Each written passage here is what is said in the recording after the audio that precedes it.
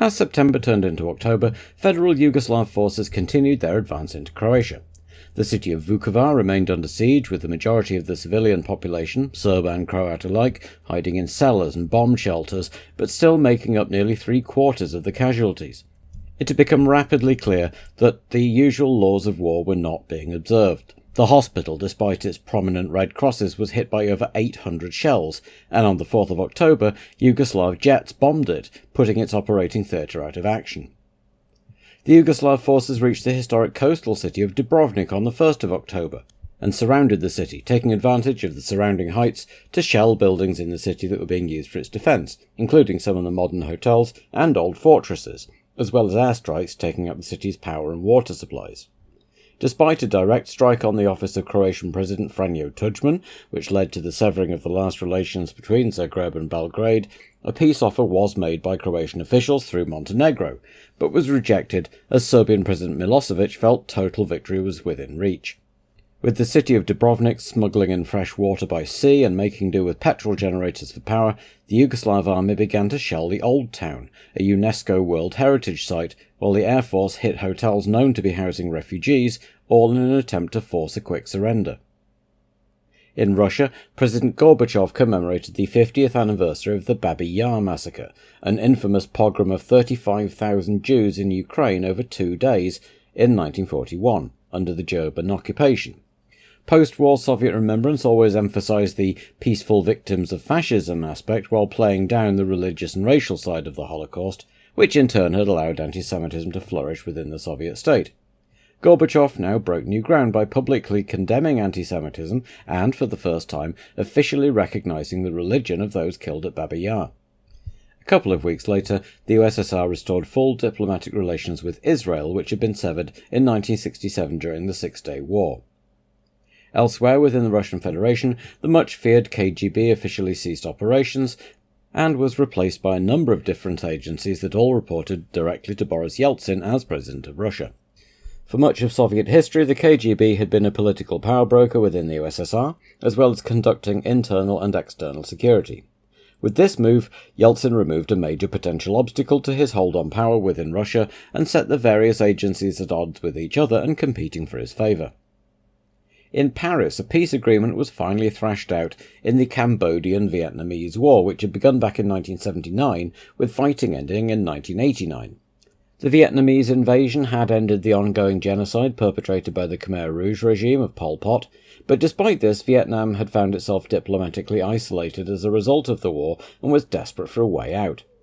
The Paris Peace Agreement would see the United Nations taking over the administration of Cambodia, pending free elections, but in order to keep the Khmer Rouge, which still commanded the loyalty of many Cambodians, on side, they were allowed to remain nominally in power until then, and the treaty drafters were scrupulous to avoid using the emotive term genocide, which upset many. But if it was the price needed to end over 3 decades of more or less continuous war against the French, the Americans, each other and the Vietnamese, many Cambodians were willing to pay it. In the US, Justice Clarence Thomas finally took his seat on the US Supreme Court, replacing the retiring Thurgood Marshall. President Bush had nominated Thomas back in July as the second African-American on the Supreme Court, but his nomination had been mired in controversy, firstly due to his conservative political views, particularly on abortion rights, but in the closing weeks allegations of sexual harassment leaked. A media frenzy ensued, the accuser, Anita Hill, testified in the televised hearing, but in the end Thomas was approved by the Democrat-controlled Senate by the cursed ratio of 52 to 48. The Japanese Grand Prix had seen the driver's title decided in 1987, 88, 89 and 90, every year since its return to the calendar, and once more the Honda dignitaries were out in force at the circuit they owned to see their man Ayrton Senna clinch his 3rd world title and continue the firm's extraordinary run of success in F1. The only man who could stop him was Nigel Mansell, himself a former Honda driver, but never exactly in their good books since his rivalry with Nelson Piquet in 1986 and 87. Momentum was in Mansell's favour after his win and McLaren's underperformance in Spain, but almost everything else was with Senna. The essential arithmetic was that Nigel had to win here, with Ayrton scoring a maximum of 3 points. And then he had to do it again in Australia. The Brit couldn't win the title here, but he could lose it, and that would put pressure on him. His detractors were always keen to point out that he seemed to crumble under pressure, while Senna seemed to thrive on it. Time would tell. Certainly, Senna looked the more relaxed and happy, while Mansell travelled without his family and kept himself to himself. Honda may have had an enviable record of success overall, but their performances here at Suzuka had always been pretty average over the previous 4 years. In 1987, with the title decided in practice when Mansell injured himself trying to set a fast time, Nelson Piquet's Honda engine expired after 46 laps. In 1989, of course, the two McLaren Hondas had taken each other out, and in 1990 both Senna and Berger were out by lap 2. Only in the all-conquering year of 1988 had McLaren even scored points at Suzuka, and both the Japanese engineers and Ron Dennis's team were determined that this year would be a good one. McLaren brought 4 chassis, 2 each, to Japan, where they were met by a full dozen newly retuned engines and a new iteration of Shell's Witch's Brew to fuel them. The financial fallout of the Fuji Bank scandal, meanwhile, continued to hit the little Leighton House team, and Gustav Brunner, in interim charge, was willing to make bold moves to secure the team's future. Ivan Capelli was sacked. The team had been largely built around him since the mid-80s, but he was too associated with the old regime, and to be honest, his performances this year hadn't been particularly great, so out he went, with Mercedes Jochen Neerpasch popping up again to offer another one of his protégés, the Austrian Karl Wendlinger. At Ferrari, meanwhile, the soap opera continued too, as Alain Prost continued to try and negotiate a way out of his contract for 1992. He tested for the team at Estoril, but it seemed after that the lawyers and managers had agreed an immediate break, with newly available Ivan Capelli ready to take the wheel. Prost travelled to Suzuka, despite some sources in Ferrari telling him not to find Claudio Lombardi pleading with him to stay and reconsider. So Prost would drive, at least in Suzuka.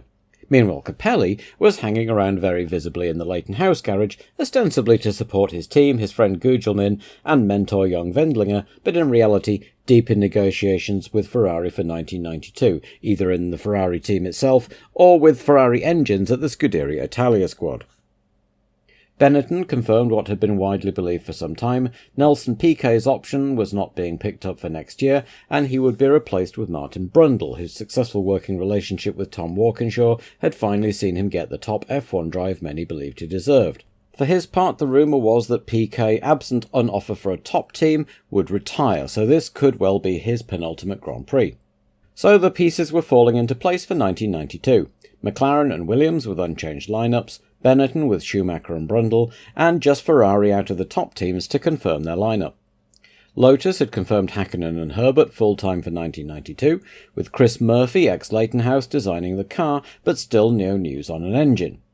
Bertrand Gachot had won his appeal and been released, and was in Suzuka, without a drive but keen to press the flesh and show his colours.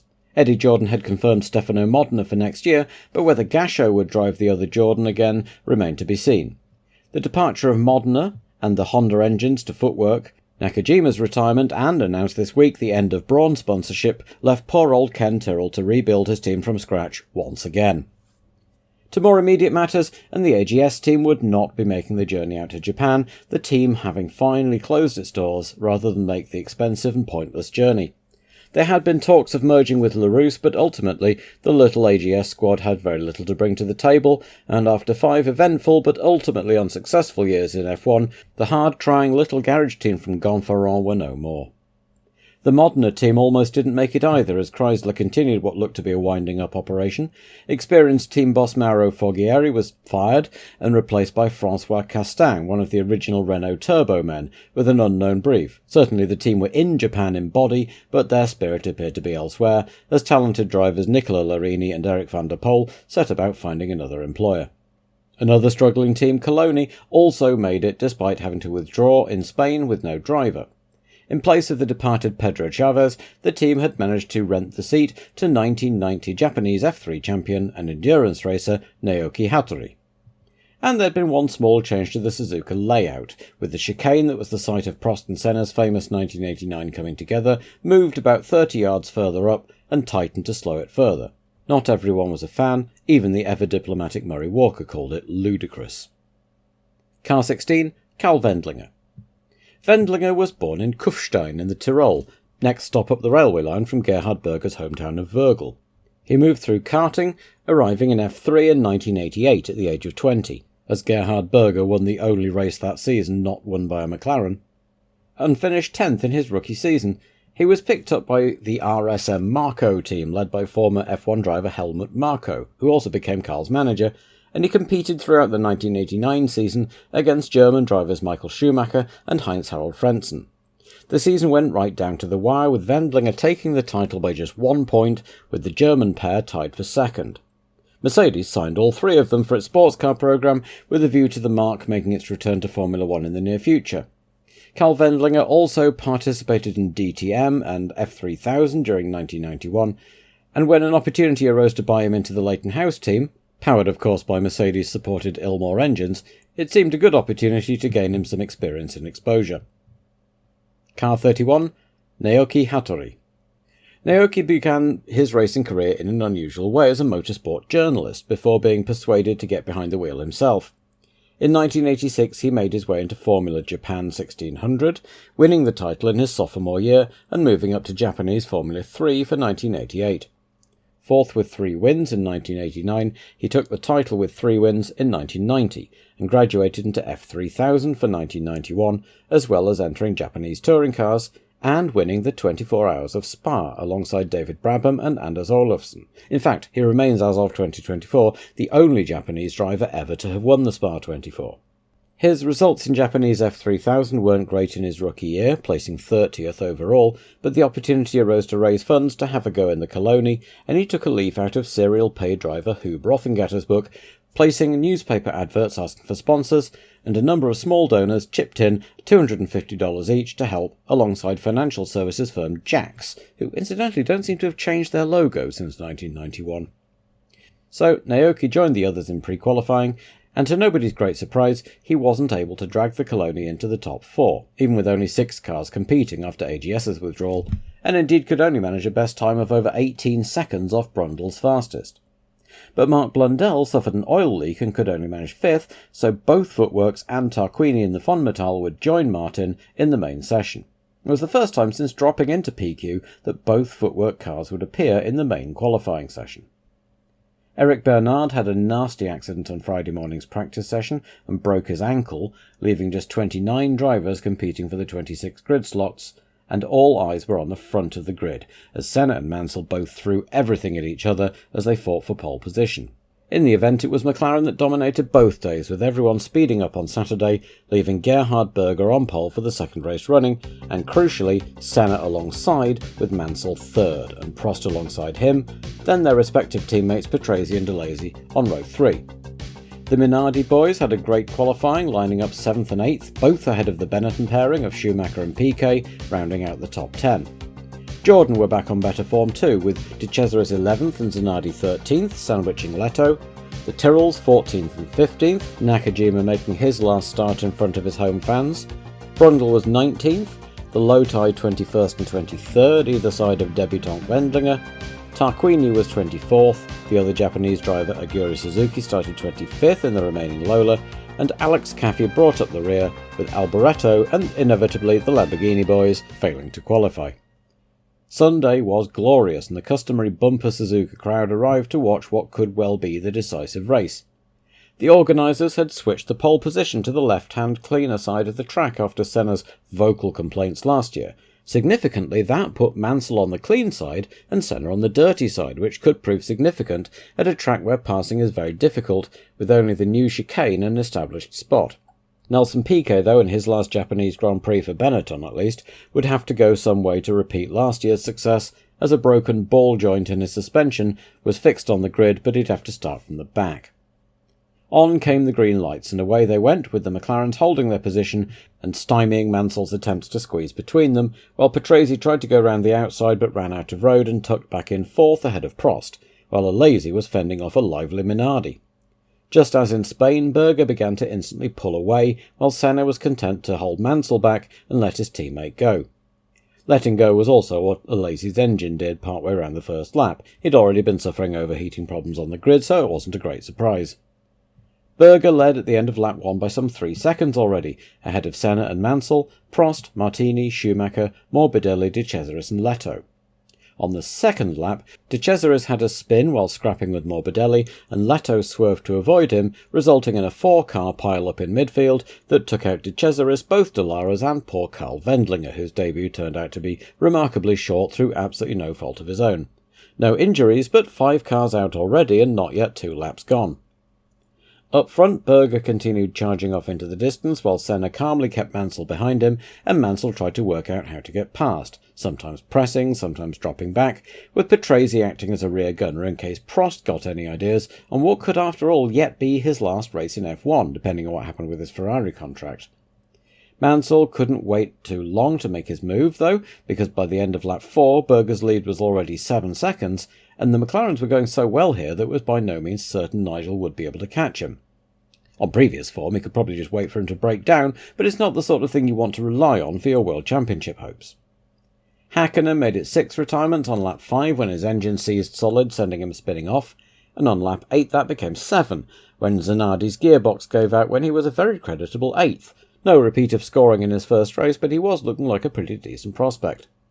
And all the time, Mansell was nibbling away at Senna's gearbox, pushing him and trying to find an opportunity. Force an error, maybe. In the dirty air behind Senna's car, at the start of lap 9, Mansell ran a little bit wide at the first corner and disappeared in a cloud of sand and car parts. No theatrical throwing of gloves or slamming of steering wheels this time, just a wave to the crowd and a slightly limping jog back to the pits. So whatever else happened today, Senna had his 3rd world title. The Constructors' title was still on at least, with Patrese now 3rd, bearing the hopes of Frank, Patrick and co., but to a large extent a lot of the interest had gone out of the race before 10 laps had been completed. Senna could indeed have pulled in and retired himself, but then he wouldn't have been Senna. Instead he put his foot down and started reeling in Berger. Gerhard was supposed to defer to Senna, of course, and Ron Dennis wouldn't want them fighting and taking each other off, but with the title settled, would Senna hold station and let his teammate finally get that elusive first McLaren win? Not a bit of it. On lap 18, Senna pulled out and took the lead, with no challenge from Berger, who pulled in for a new set of Goodyear Cs and headed back out after a leisurely 10-second stop, which put him back in 3rd behind Patrese and just ahead of Prost, who came in himself shortly afterwards for a quicker stop. Senna came in too, leaving Patrese in the lead until his own stop, after which the order was restored. Senna, Berger, Patrese, Prost, with Schumacher up to 5th now, and Modena 6th, having just taken the place off a flying Brundle when the Brabham pitted.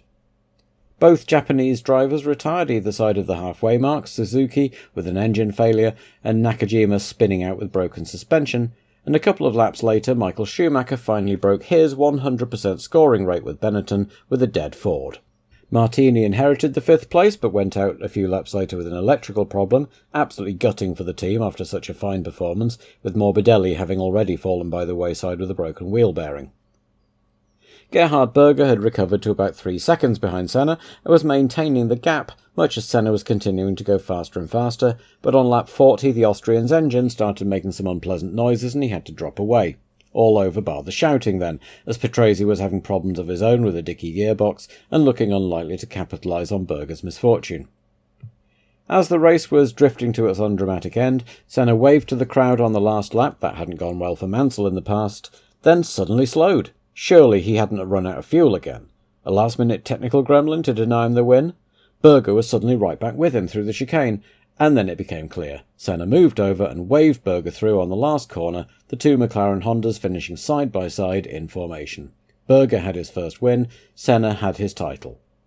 Gerhard Berger enjoyed the win, the 6th of his career, with Patrese trailing in a rather distant 3rd and Prost an even more distant 4th, both having had almost entirely uneventful races.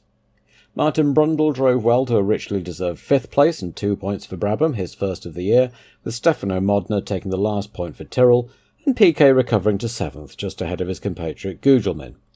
11 cars finished in the end, with Boots and Caffi and Tarquini the remaining runners. It had been a pretty dull affair after Mansell's accident, but Senna wouldn't be complaining, and neither would Ron Dennis or the Honda gang, whose corporate guests witnessed a devastating demonstration of their superiority. Pundits the world over applauded Senna's unselfishness in giving up the win, and if Berger felt a little patronised by the manner of it, he and Senna were far too good friends to make an issue about it. As for Mansell, there seemed to be no hard feelings. It had always been a long shot, and he appeared in the Parc Fermé to shake hands and congratulate Senna. He said his brake pedal had gone a bit spongy, which had led to his exit, a problem that had occurred in practice too, but while Frank Williams seemed sceptical, both agreed that the championship hadn't been lost here, or even with the pit lane catastrophe in Portugal, but in those early races when the semi-automatic gearbox kept letting them down. And of course, it wouldn't be Japan without some Prost-Senna drama, though this time it was off-track and not related to each other. Senna, in his press conference, took aim at the retreating back of now ex-FISA president Jean-Marie Balestre, who he maintained conspired to rob him of the 1989 title, and admitted for the first time that he had deliberately taken Prost off in 1990, something he also squarely blamed Balestre for, saying that if he'd started on the clean side of the track like he wanted, he wouldn't have had to do it. Senna said he hoped Max Mosley would prove a fairer FISA boss, and the Brit for his part reminded Ayrton that Balestre was still head of the FIA and he could probably stand to be a bit more diplomatic. Over at Ferrari, meanwhile, Prost had climbed exhausted out of his car after 53 laps of sheer physical effort just to keep the thing on the road, with the steering often locking up on the big corners. Quote, "I've never driven such a bad car. It's a very serious mechanical problem that has worsened over the course of the season. Competing in a Grand Prix in these conditions is very trying. I didn't feel like an F1 driver, because a good truck driver with big arms could have done just as well." Which was, of course, immediately reported in the Italian press as Prost says his Ferrari is like a truck. The Italian press knew exactly what side they were on in the ongoing fallout between Prost and his employers, and were always happy to present the Frenchman in the worst possible light. Patrese third place had thrown Williams a lifeline in the constructors' race, so the Australian Grand Prix wouldn't be a completely dead rubber, but with an 11-point gap to overcome, the Didcot team did have a lot of work on to salvage the title.